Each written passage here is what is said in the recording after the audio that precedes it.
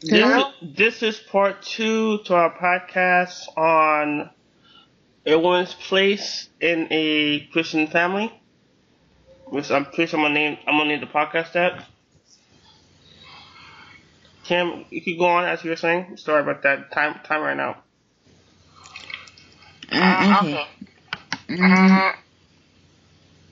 There's a man supposedly. Yes, it's a priest. In English, it's the same thing, a priest, right? Mm-hmm. Or the leader of the church. The pastor is not a priest, I'm sorry. The pastor of a church in Bogota, which is the capital of Colombia, has a small church. Not even sure if it was last year, but whatever. And the thing is that he says that the number 666 is not a bad number. It's actually a good number. So he has asked his followers, or the sheep in his church, to get a tattoo.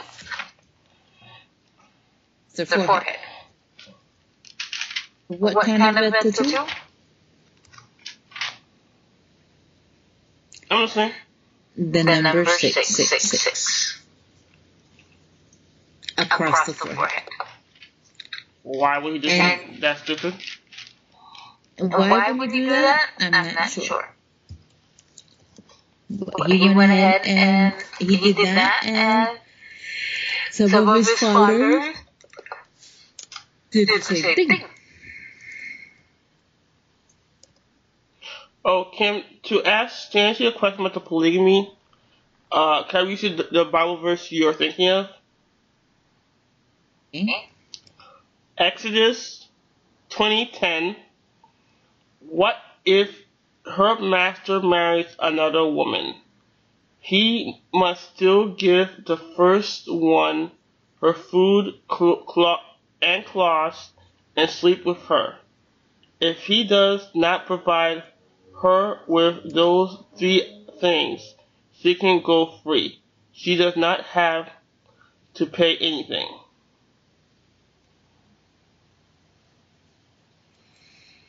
Okay. In other words, if I marry you and I marry a second woman, I must treat you the same exact way and provide you. You should use first wife. Yeah. Mm-hmm. Okay, yeah. But that's in the Old Testament. I already went over this polygamy stuff. I'm not saying I would cheat on my wife, but I could see where the Bible was going with that. Mm-hmm. Yeah, I don't remember what part of the Bible it was. I'll look it up probably tomorrow. Wasn't there a guy in the Bible whose wife was not able to conceive a child, and his wife gave him permission to sleep with his to sleep with the maid? Was it the maid that helped the ladies or something? Yeah. Yeah, that's the problem that we're having right now with Syria. And my friend actually told me about that actually, and apparently they're trying. If Hillary becomes president, she's trying to make them come to the U.S. Who's trying to make what come to the U.S.? Hillary wants them to come to the U.S. Okay. So basically. And to answer your question about the polygamy, that was the lady who gave birth at 90 years old. What's her name?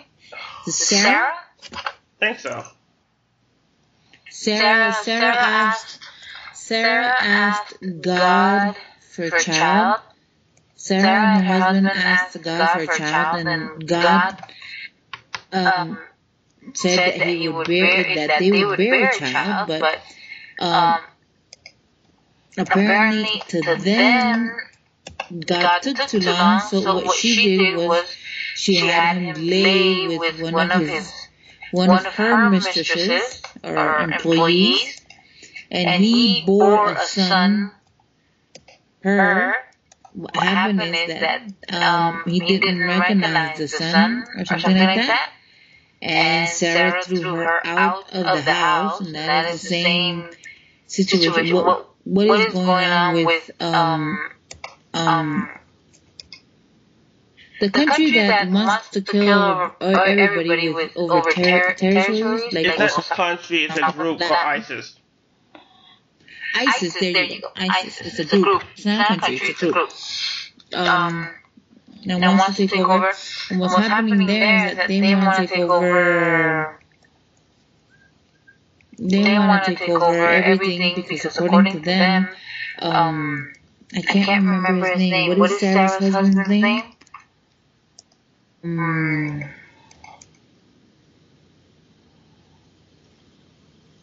It's not Abraham. Was it Abraham?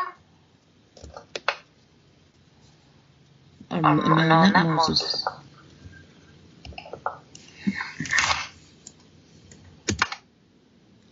Abraham. And so Abraham? Yeah. Yep. We are sons of we are sons and daughters of Abraham. And so due to that, they want their territory back because they were thrown out of their land. That is the fight that's happening with ISIS. They're coming back to say, this is my land, this is my father's land. And Sarah threw her help out with her son. That is partially the reason why.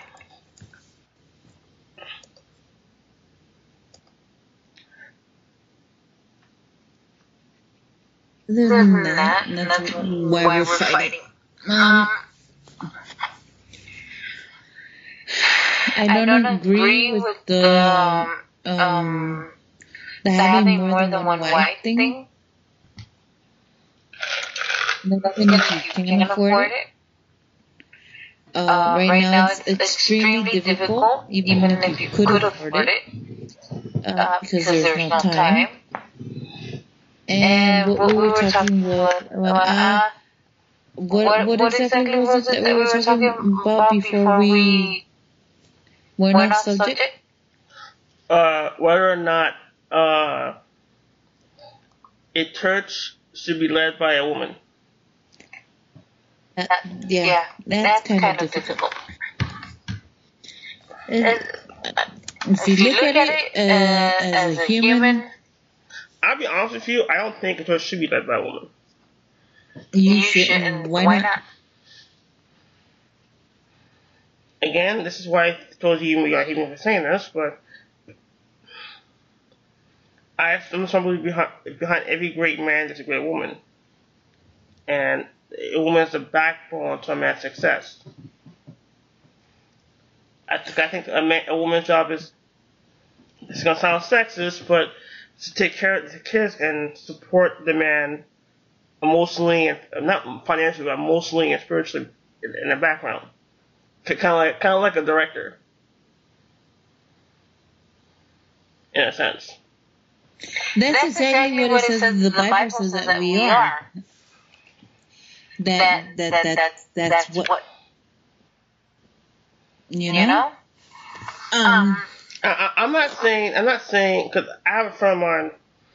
I'm not gonna say his name on the podcast, but a few years ago, back in 07, 08, he told his then girl, he was joking with the guys and said that they're asking him where his girlfriend was, and I won't say her name because it's irrelevant.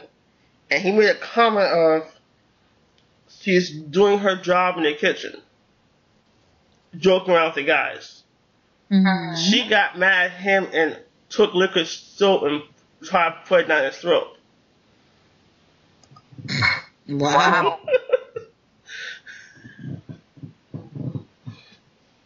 She made it seem like it was a joke, but you could tell she was pretty pissed off. But you see how? Do you see how they live in Israel? Yeah. And how they live in these eastern countries, like the desert countries, where women still live covered up and still live. Saudi Arabia, Iraq, Iran. Yes, these desert countries. That's what I'm talking about. You look at those countries, they're following somewhat of the rules that were left behind. For example, that women should not expose themselves, and that women are supposed to show themselves just to their husband. Something that has gone completely wrong. Agree? Agreed. Okay. So it's not necessarily just for the husband anymore. They're all exposed everywhere. So. Okay, so Kim, I'm gonna ask you a dumb question, and because I'm not gonna lie, this kind of did cross my mind before you not even met. Mm-hmm. So let's just say hypothetically, we're married for 3 or 4 years, and either you or I bring it up saying it's being a second wife to the picture. How do you feel about that?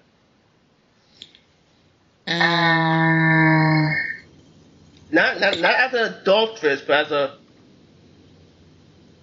If you were to ask me to bring a second woman into the picture?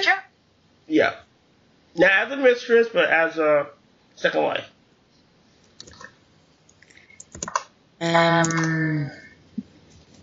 I would say in your dreams.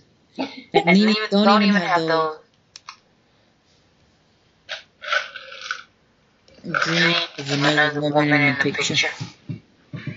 Well, I just figure I bring it up. You can bring it up anytime you want, but I don't think it's gonna happen, because I've had the sense we're women and you're male, so you wouldn't know exactly what it is that I'm talking about. But we are, how you say, jealous creatures. Not jealous creatures. Sometimes we can be ruthless. Yeah, sometimes we can especially be Latinas. We can be mean. I can agree with you.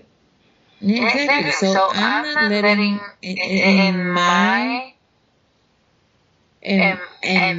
perception, I'm not letting another woman come into my life or my man where she can potentially, or the idea of, how you say, coming as it would be like a lover, a second. So fact number one, the idea is that she can take my place if she comes in the picture. Yes or no? You're gonna do a part 3 for this one. No, because we were just talking about and now we've gone other places. No, I'm saying we want to do a 3rd video because we're about out of time. Okay. So basically, it's a tough decision about whether women can be in church. I think of it as in. Kim, hold that thought. Yeah. 14 minutes.